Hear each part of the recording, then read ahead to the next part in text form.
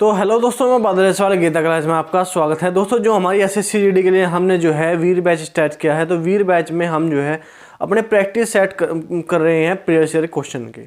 ठीक है, तो इसमें हमने जो है स्टार्ट किया है 2021 का होने वाला प्रैक्टिस सेट पेपर। 2021 में जो हमारा पेपर हुआ था उसके प्रीवियस ईयर के क्वेश्चन हम जो है कर रहे हैं। तो उसमें हमारी एक क्लास हो चुकी है, दूसरी क्लास आज है हमारी। तो इसमें देखो, आपको जो है ये प्रैक्टिस सेट इसलिए कराए जाते हैं क्योंकि आपको पता होना चाहिए कि पिछले सालों में पिछले जो भी एग्जाम हमारे हुए हैं उनमें किस तरह के क्वेश्चन हमसे पूछे गए हैं। तो मैं आपको जो है सबसे पहले यही करा रहा हूँ, जिससे कि आपको जो है सबसे ये पता चल जाए कि किस तरह के क्वेश्चन हमारे जो है पिछले कुछ वर्षों में आए हैं। अब नई वैकेंसी की अब मैं बात करूं कि आपकी यूपी पुलिस की वैकेंसी क्या है जो है आने वाली है। अखबार में नोटिफिकेशन आ गया, 60 अखबार में आया है 60,000 वैकेंसी आपकी आने वाली, बहुत बड़ी वैकेंसी है। उसके बाद आपकी रेलवे की भी 1 लाख वैकेंसी आने वाली है जनवरी में।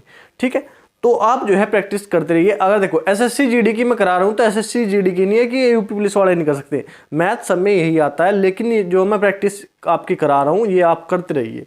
इससे जो है आपको सभी एग्जाम में फ़ायदा मिलेगा। ये नहीं कि एसएससी जीडी में फ़ायदा मिलेगा, सभी। अगर आप इन्हें जो अच्छे से कर लोगे तो फिर आपको दिक्कत लेने की जरूरत ही नहीं है। आप यूपी पुलिस में भी कर लोगे, आप जो है रेलवे के एग्जाम में भी कर लोगे। ठीक है, तो आप जो है समझने की कोशिश करो। ठीक है, अब क्वेश्चन नंबर 53 है हमारा। किसी कक्षा के 15 छात्रों की औसत आयु 14 वर्ष है। इनमें से 6 छात्रों की औसत आयु 15 वर्ष है और अन्य 8 छात्रों की औसत आयु 13 वर्ष है। 15वें छात्र की आयु ज्ञात करो। ठीक है, तो सबसे पहले हमें क्या निकालना, हमें देखो सबसे पहले हम निकालेंगे 15 छात्रों का की आयु का योग।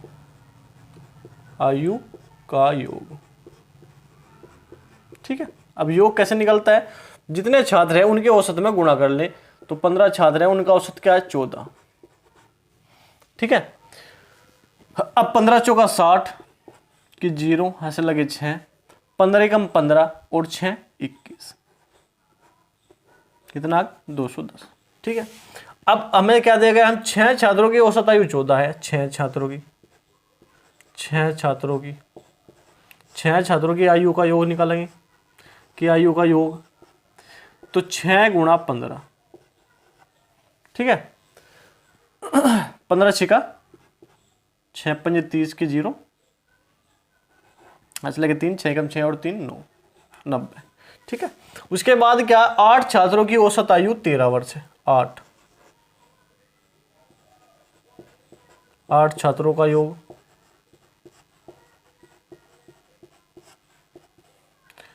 आयु कितनी है, औसत आयु 13, तो 8 गुणा 13, 8 3 24 का 4 कहां से लगे 2, 8 का 8 और 2 10, 104। अब देखो, अब हमारे पास ये कितने छात्र हैं, 8 और 6 14, ये 14 छात्र हैं और ये 15। तो इनका जो है हम अगर टोटल करें, इन दोनों का टोटल करें हम, तो कितना आ जाएगा 194। इनका टोटल आएगा 194। जब हम 15 छात्रों के योग में से 14 छात्र के योग घटा देंगे, इसमें से ये घटा देंगे, तो हमारे पास क्या होगा, हमारे पास आ जाएगा क्या, 15वें छात्र की आयु। क्या, 15वें छात्र की आयु आ जाएगी हमारे। तो हमें क्या करना, 15 छात्रों के योग में से 14 छात्र के योग को घटा देना है। कितना आ जाएगा 6 और 10 16, तो क्या आ जाएगा 16 वर्ष। तो 15वें छात्र की 15वें छात्र की आयु क्या आ जाएगी, 15वें छात्र की आयु 16 वर्ष आ जाएगी। ठीक है, सिंपल क्वेश्चन था ना। देख, इस तरह जो है हम किसी भी क्वेश्चन को, इस तरह के क्वेश्चन को कर सकते हैं। हम योग निकाल लेंगे और योग में से जो है 15 छात्रों के योग में से 14 छात्र के योग को घटा देंगे, आयु के योग को, तो हमारा जो है 15वें छात्र का योग हमारे पास आ जाएगा। ठीक है, उसके बाद क्वेश्चन नंबर 54 है। यदि एक ईंट की माप 28 सेंटीमीटर गुणा 18 सेंटीमीटर गुणा 6 सेंटीमीटर है, तो 21 मीटर लंबी, 12 मीटर ऊंची और 36 सेंटीमीटर मोटी दीवार बनाने के लिए कितनी ईंटों की आवश्यकता हो।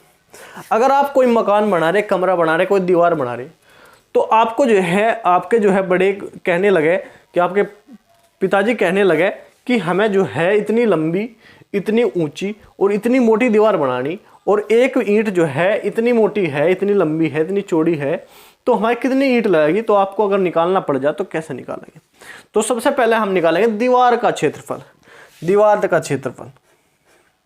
तो दीवार का क्षेत्र हमें क्या बताना, 21 मीटर। हमें ये सेंटीमीटर में दिए गए और ये मीटर में दिए गए, तो इन्हें सबको सेंटीमीटर में बदल लेंगे। तो 21 मीटर, 21 मीटर का जो है सेंटीमीटर क्या बनेगा, 2100 गुणा 21 मीटर एक लंबी, 12 मीटर चौड़ी, 1200 सेंटीमीटर में बदल ले, और 36 सेंटीमीटर चौड़ी, ये 36 सेंटीमीटर में है। ठीक है, अब हमने निकाल लिया दीवार का आयतन, लंबाई गुणा चौड़ाई गुणा ऊंचाई। ठीक है, आयतन का क्षेत्रफल क्या होता है, लंबाई गुणा चौड़ाई गुणा ऊंचाई। तो ये हमारी दीवार का क्षेत्रफल आ गया, बटे दीवार के क्षेत्रफल को एक ईंट के क्षेत्रफल से भाग दो, सॉरी दीवार के आयतन को एक ईंट के आयतन से भाग दे दो, आयतन से, सॉरी। ठीक है, तो 28 गुणा 18 और गुणा 6। ठीक है, और काट दो, 6 छंग 36, 6 36 18 3 3 चौक 12 400। ठीक है, 7 ते 21 7 चौक 28, 4 से काट दो 100 बार, तो ये 300 यहाँ बच गया और 100 यहाँ पे बच गया। तो क्या आ जाएगा, 3 के आगे कितनी जीरो आ जाएगी, 4 जीरो। तो क्या आ गया, 30,000 ईंट। अब ईंटों की संख्या हमें निकालनी थी, तो क्या आ गया, 30,000 ईंट लग जाएगी। अगर आपको ये बात पता है तो आप निकाल के बता दोगे, 30,000 ईंट मंगा लो और जो है इतने में ये दीवार इतनी मोटी, इतनी चौड़ी, इतनी लंबी हो जाएगी। ठीक है, तो इस तरह निकालना। जितनी भी बड़ी दीवार बनानी, उस दीवार के आयतन को जो है एक ईंट के आयतन से भाग दे दो, ईंटों की संख्या हमारी निकल जाएगी। ठीक है, बिल्कुल सिंपल बात। अब क्वेश्चन नंबर 55 है हमारे पास, वह अनुपात ज्ञात कीजिए जिसके दोनों पदों का अंतर 45 है तथा वह अंक पहला अंक दूसरी का 4/7 के बराबर है। उसने कहा कि पहला अंक दूसरे का 4/7, जहां भी का की आवे और उससे आगे भिन्न में संख्या आवे, तो हमने बताया कि जो का से पहली संख्या है वो लेंगे हम हर वाली, और बची हुई क्या लेंगे, अंश वाली। ठीक है, तो ये पहली संख्या है, ये दूसरी संख्या है। अब इनका दूसरी संख्या 7 और पहली संख्या 4, ये हमारा अनुपात आ गया। ठीक, उन्होंने कहा कि इनका अंतर 45 है, इनका अंतर जो है 45 बताया, और यहां पे इनका अंतर कितना है, 3 अंतर, और अंतर बताया 45। तो पहली संख्या निकालेंगे सबसे पहले, तो अंतर के नीचे अंतर लिखेंगे, 45 के नीचे अंतर लिखेंगे, अंतर दिया गया, अंतर के नीचे अंतर लिखेंगे 3। पहली संख्या निकाली तो पहली का अनुपात से गुणा 4, 4 से काट दो, 3 एकम 3, 3 पंजे 15, 15 चौका 60। पहली संख्या 60 आ गई। दूसरी संख्या निकालो, दूसरी संख्या निकालेंगे तो क्या होगा, अंतर के नीचे अंतर 45/3 गुणा दूसरी निकालें, दूसरे का अंतर, सॉरी दूसरे के अनुपात से गुणा, 15 से का 15 के 7 में गुणा होगा, 7 पंजे 35, 7 एकम 7 और 3 10, 105। तो हमारे पास क्या आ गया, पहले और दूसरे का अनुपात संख्या का हमें निकालना, तो वो क्या आ गया, 60/105, 60/105। अगर हम इसे काटना चाहे छोटा, अगर ऑप्शन में छोटी संख्या हमें दी गई है तो छोटी हम और काट लेंगे, अगर यही दी गई है तो हम जो है इसी को संख्या मान लेंगे। पहली संख्या हमारी 60 है, दूसरी संख्या क्या है, 105। ठीक है, बिल्कुल सिंपल बात। अगर हमें और काटनी है तो इस अनुपात में रख के हम और भी काट सकते हैं। ठीक है, तो इसे नोट करो एक बार, फिर देखते हैं अगला क्वेश्चन। अब क्वेश्चन नंबर 56 है हमारे पास, एक व्यक्ति ने एक कार 3,80,000 रुपए में बेची और 5% हानि हुई। उसे बेचने के बाद 5% हानि हुई। 15% का लाभ प्राप्त करने के लिए कार का विक्रय मूल्य कितना होना चाहिए, मतलब कितने रुपए में बेचा है वो कि उसे 15% का लाभ हो। अगर कोई 100 रुपए की वस्तु है, 100 रुपए की कोई वस्तु है और जो उसे जो है 5% हानि हो रही है, उस पर 5% हानि कितने में बेचेगा वो बेचेगा 95 रुपए में। और 100 रुपए की वस्तु पर उसे 15% का लाभ कमाना, क्या कमाना, लाभ कमाना, तो कितने में बेचेगा 115 रुपए में। तो उसे विक्रय मूल्य बताना कितने रुपए में बेचे कि उसे जो है 15% का लाभ हो। अब देखो 3,80,000 रुपए में बेचने पर उसे कितने हानि हुई, 5% की, तो मतलब इसने कितने बेचा, 95 में। तो 3,80,000 रुपए में उसे बेचने पर कितने रुपए की 5% की हानि हुई, तो उसने कितने में बेचा होगा, ₹95 बटे 95, तो ये भी विक्रय मूल्य है और ये भी विक्रय मूल्य है। उसके बाद जो है 15% का लाभ कमाना और विक्रय मूल्य बताना। क्या निकालना? विक्रय मूल्य, जो लाभ का विक्रय मूल्य है वो बताना। तो 15% का लाभ कमाने के लिए वो 100 रुपए की वस्तु कितने में बेचेगा? 115, तो 115 से हम कर देंगे गुणा, 115 से गुणा कर देंगे तो 5 से काट दो, 5 एकम 5, 5 नम 45 और 5 से काट दो, 5 दूनी 10, 5 ते 15, 19 दूनी 38, दूनी 38 0, ठीक है। अब देखो, और 23 दूनी क्या? 23 दूनी 46, 46 क्या क्या 40, तो कितने में बेचनी होगी?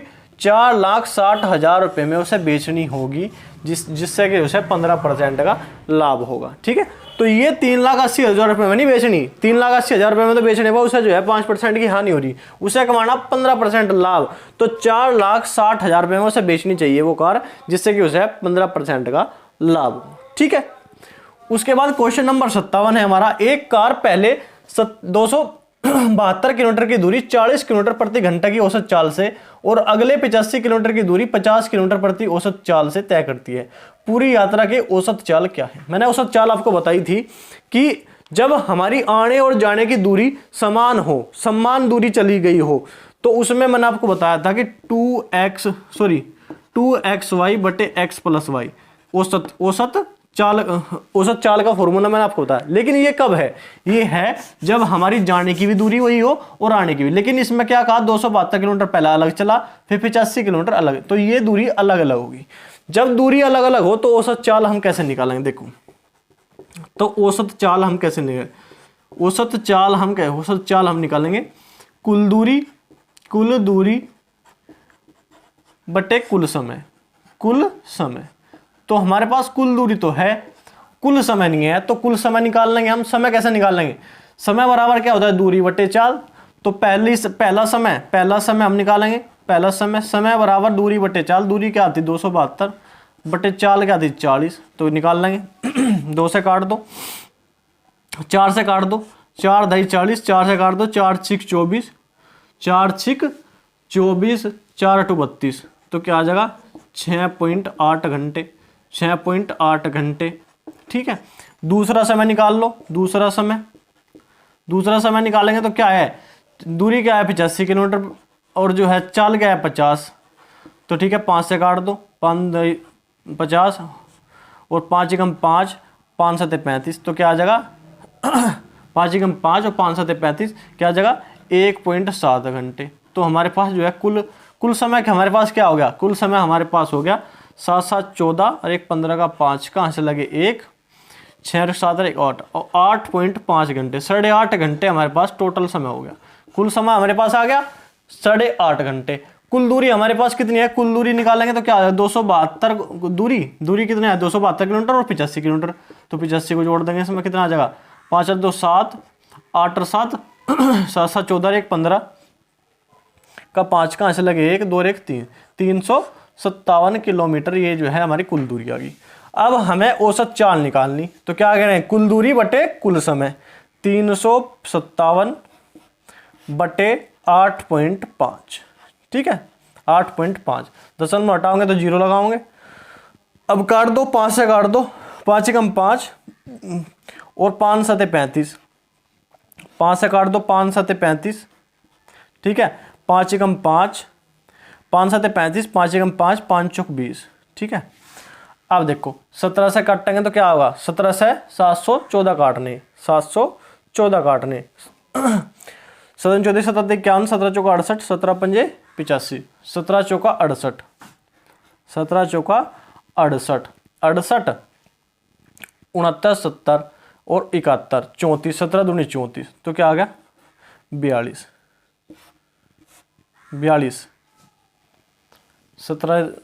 17 चौका 68, हाँ 42, तो क्या आ जाएगा? ये हमारे औसत चाल क्या आ जाएगी? औसत चाल आ गया हमारे 42 किलोमीटर प्रति घंटा,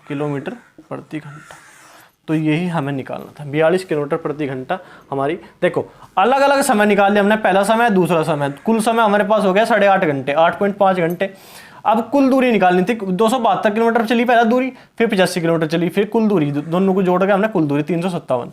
अब हमारे पास औसत चाल का फॉर्मूला है कुल दूरी बटे कुल समय, तो कुल दूरी यारी कुल समय यूरा 357 बटे 8.5 क्या 42 किलोमीटर प्रति घंटा हमारे जो है इसकी औसत चाल निकल जाएगी। ठीक है, जब हमारी दूरी अलग अलग हो, दूरी बराबर ना हो, आने जाने की दूरी बराबर ना हो, तो हमें क्या कौन सा फॉर्मूला लगाना, कुल दूरी बटे कुल समय। ठीक है, अगर हमारी दूरी समान है तो हमें क्या लगाना 2xy बटे x प्लस वाई। ठीक है, तो ये सिंपल जो है तरीके हैं जिससे कि हम जो है अपने क्वेश्चन को आसानी से निकाल सकते हैं। ठीक है, तो आज के लिए क्वेश्चन यही थे, बहुत ही बेहतरीन और इंपॉर्टेंट क्वेश्चन है, तो आप इनका रिवीजन जरूर करिए। तो ठीक है, आज के लिए इतना ही। अगर क्वेश्चन आपको समझ में आ रहा है, डिस्कशन आपको अच्छा लग रहा है, वीडियो आपको पसंद आ रही, तो वीडियो को लाइक करो, चैनल को सब्सक्राइब करो और कमेंट करके जो बताए वीडियो आपको कैसे लगी। तो ठीक है, आज के लिए इतना ही। धन्यवाद। जय हिंद।